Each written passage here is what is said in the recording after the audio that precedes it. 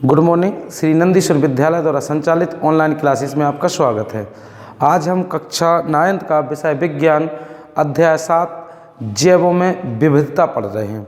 तो सबसे पहले जीवों में जो विविधता है वो है क्या, वो किस प्रकार जानते हैं। तो आपने कभी सोचा है कि हमारे आसपास कितने जीव जंतु हैं, वो किस समूह के हैं, ये कैसे, क्या इनकी समान लंबाइयाँ होती हैं, क्या इनकी संरचना बनावट किस प्रकार की है, इसके जानने के लिए अपन कुछ देखते हैं कि ये किस प्रकार एक दूसरे से भिन्न है। हम सभी जीवों को जानते हैं कि ये जीव, कुछ जीव ऐसे होते हैं जो जल में रहते हैं, कुछ जीव ऐसे रहते हैं जो स्थल पर रहते हैं पृथ्वी पर, और कुछ जीव ऐसे भी होते हैं जो जल में और स्थल दोनों पर रहते हैं।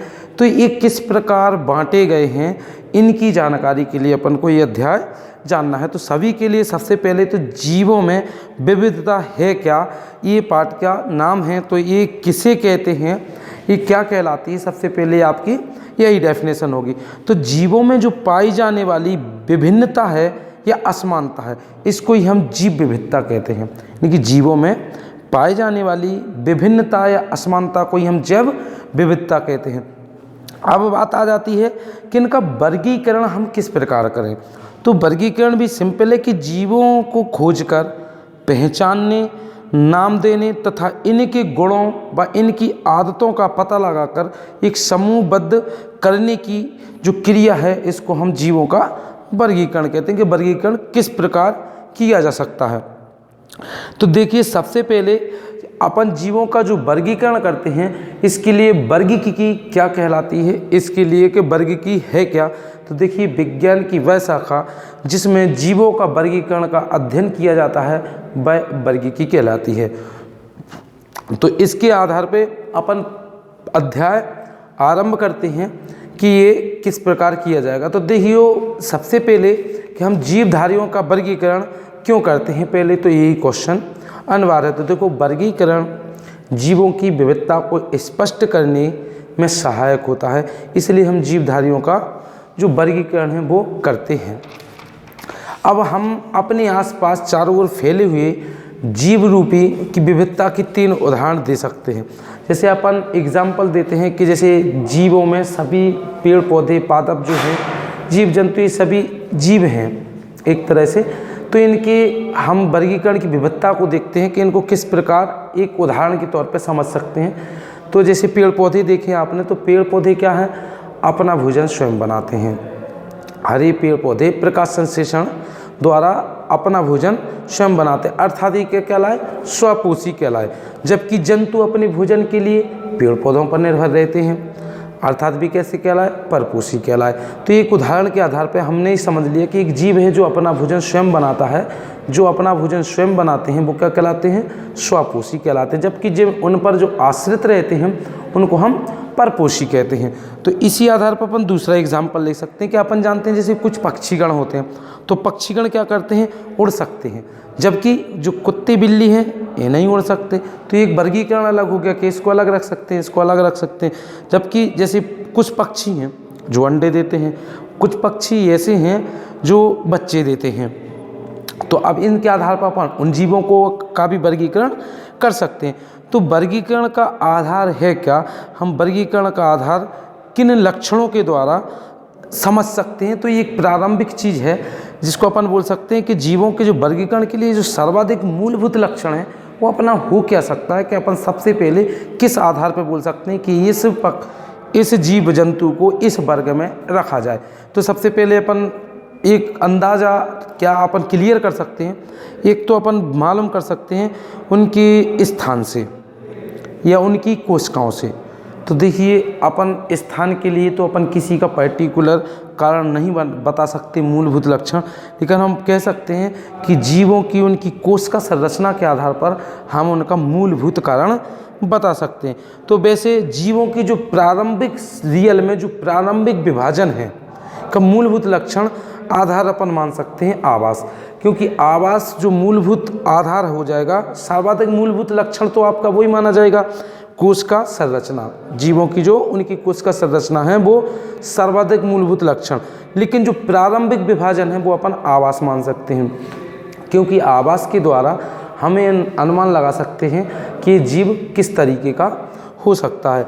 तो अब अपन वर्गीकरण के आधार के लिए, इनके आधार पर आजकल हम वर्गीकरण के लिए जो आपके कुछ क्वेश्चन हैं उनके लिए बताते हैं। जैसे जीवों में प्रारंभिक विभाजन का मूलभूत लक्षण हम आपको बता चुके हैं, उनके आवास हैं। जबकि किस आधार पर हम जंतुओं और वनस्पतियों को एक दूसरे से भिन्न रख सकते हैं, आप अपना किस आधार पर हम जंतुओं को और वनस्पतियों को एक दूसरे से भिन्न रख सकते हैं। तो इसका एक आधार मान लिया अपन ने, मान सकते हैं कि जंतु अपना भोजन स्वयं नहीं बनाते, जबकि पेड़ पौधे अपना भोजन यानी कि वनस्पति अपना भोजन स्वयं बनाते हैं प्रकाश संश्लेषण की क्रिया के द्वारा।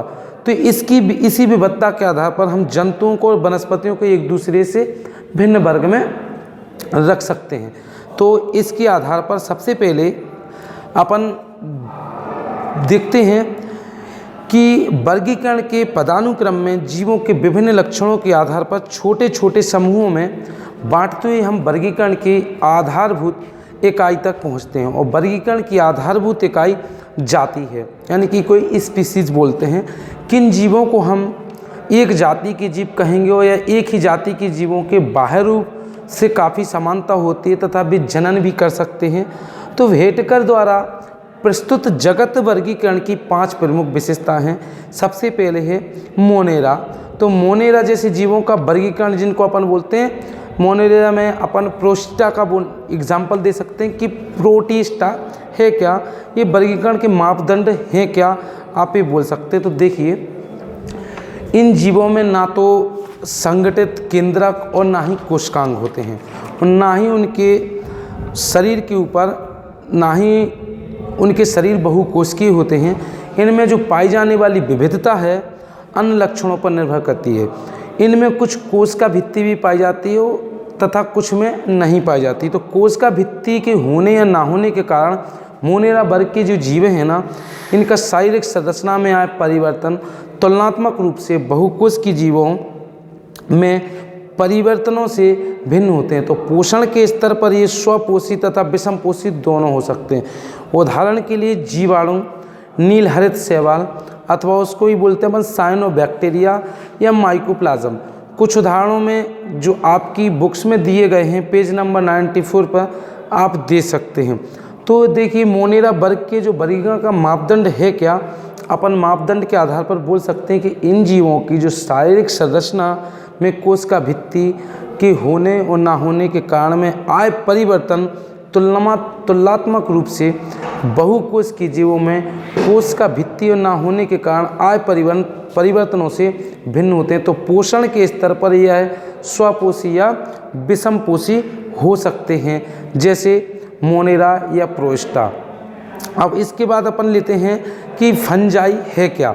तो फंजाई आपने देखी होगी, जिसको अपन एक तरह से बोलते हैं कुकरमुत्ता टाइप में, जो आपके छाते जैसी बरसात में संरचना लगती है, ये फंजाई वर्ग के जीवधारी होते हैं। तो सबसे पहले ये विषमपोषी यूकेरियोटिक जीव कहलाते हैं। ये विषमपोषी होते हैं और यूकेरियोटिक जीव कहलाते हैं। इनमें कुछ पोषण के लिए सड़े गले कार्बनिक पदार्थों पर निर्भर करते हैं, इसलिए इन्हें मृतजीवी कहा जाता है। तो कई अन्य आतिथेय जीव के जीवित जीव द्रव पर भोजन के लिए ये आश्रित रहते हैं, इन्हें हम परजीवी कहते हैं। यानी कि परजीवी जो अपने भोजन के लिए दूसरों पर आश्रित रहते हैं उन्हें अपन परजीवी कहते हैं। तो फंजाई में जो विषमपोषी यूकेरियोटिक जीव है वो भी एक तरह का परजीवी है। इनमें से कई अपने जीवन की विशेष अवस्था में बहुकोशिक क्षमता प्राप्त कर लेते हैं। तो फंजाई अथवा कवक में काइटिन नामक एक जटिल शर्करा की बनी हुई कोशिका भित्ति पाई जाती है। अर्थात जैसे उदाहरण के लिए ईस्ट, मोल्ड या मशरूम, जिसको अपन मशरूम बोलते हैं, जिसका नाम बोला था, जो छाते जैसी संरचना को कुकरमुत्ता यानी कि मशरूम होते हैं।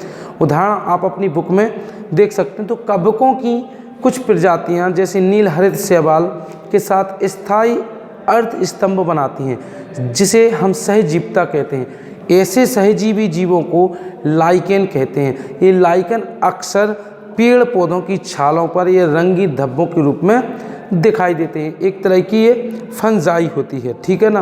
तो ये विषमपोषी यानी कि अपन बोल सकते हैं यूकेरियोटिक जीव कहलाते हैं। अब इसके बाद अपन देखते हैं कि प्लांटी है क्या। तो प्लांटी अपन ने देखा नहीं है, तो प्लांटी के आधार पर हम आपको बता सकते हैं कि इस वर्ग में कोशिका भित्ति वाले बहुकोश की यूकेरियोटिक जीव पाए जाते हैं। ये स्वपोषी होते हैं और प्रकाश संश्लेषण के लिए अपने क्लोरोफिल का प्रयोग करते हैं। इस वर्ग में सभी पौधों को रखा जाता है। चूँकि पौधे और जंतु सर्वाधिक दृष्टिगोचर होते हैं, तो इन्हें उपवर्गों के बाद में चर्चा करेंगे।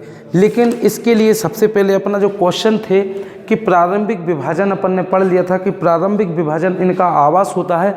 इसके बाद अपन देखते हैं आदिम जीव व उन्नत जीव किसे कहते हैं। तो देखो, आदिम जीव किन्हें कहते हैं, जिन जीवों में या जिन जीवों की जो संरचना है में प्राचीन काल से लेकर के आज तक कोई भी परिवर्तन नहीं हुआ है। मतलब प्राचीन काल से लेकर के जिन जीवों की शारीरिक संरचना में प्राचीन काल से लेकर के आज तक जब कोई परिवर्तन नहीं हुआ है, ऐसे जीवों को हम क्या कहते हैं, आदिम जीव कहते हैं। जबकि आदिम जीव और फिर बाद में बोला कि उन्नत जीव, तो उन्नत जीव किसे कहते हैं, आदिम जीवों की शारीरिक संरचना में आदि काल से अब तक कोई परिवर्तन नहीं हुआ, जबकि उन्नत जीवों में पर्याप्त परिवर्तन हुआ है। तो हम ऐसे जीवों को क्या बोलते हैं, उन्नत जीव कहते हैं। तो उन्नत जीव और आदिम जीव एक दूसरे से इसी प्रकार भिन्न है कि आदिम जीव में कोई परिवर्तन नहीं होता है, जबकि उन्नत जीव में आज तक कुछ ना कुछ परिवर्तन हुआ है। तो आप लोगों के लिए वर्क दिया जाता है कि आप लोग थोड़ा पढ़ के तैयार रहें। अपन पढ़ेंगे पेज नंबर 96 से एलिमिनिया नामक जीवों के बारे में कि ये होते कैसे हैं। जब तक आप अपने जो वर्क है कंप्लीट करते रहें, और अगर किसी बात की समस्या हो तो विद्यालय में आकर के संबंधित टीचर से संपर्क कर सकते हैं। Thank you.